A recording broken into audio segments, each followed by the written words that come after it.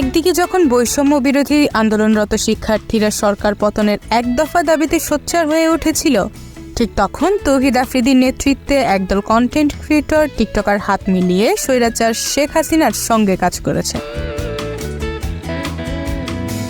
ছাত্রদের বিরুদ্ধে ভিডিও বানিয়ে আন্দোলনকে ভিন্ন খাতে প্রভাবিত করার কড়া নির্দেশ দিয়েছিলেন আফ্রিদি। তার কথা মতো কয়েক লাখ টাকার বিনিময়ে প্রথম ভিডিও বানিয়ে প্রকাশ করেন তাহমিনা চৌধুরী প্রীতি নামক এক টিকটকার। কোঠা আন্দোলনে আমাদের দেশের অনেক ছাত্র মারা গিয়েছে, অনেকে আহত হয়েছে। 1 মিনিট 13 সেকেন্ডের ভিডিওতে তিনি প্রথমে কোটাধারী আন্দোলনে নিহতদের শ্রদ্ধা জানিয়ে বিচার চেয়েছেন। এরপর মেট্রো স্টেশন, ফুটওভার ব্রিজের জন্য আবেগে ভেসেছেন। এ ধরনের কথাবার্তার মূল উদ্দেশ্য বুঝতে খুব বেশি সময় নেননি নেটিজেনরা। ফলে শেখ হাসিনা দেশ ছেড়ে পালানোর পর প্রীতির বাড়িতে হামলার ঘটনা ঘটে, যেটির ভিডিও প্রকাশ করেন তিনি। আমাদের উপরে শুধু শুধু হামলা করা হয়েছে। এরপর নেটিজেনদের তোপের মুখে পড়েছেন প্রীতি। ফেসবুকের বিভিন্ন গ্রুপে কটাক্ষের শিকার হয়েছেন তিনি, করা হয়েছে বয়কট।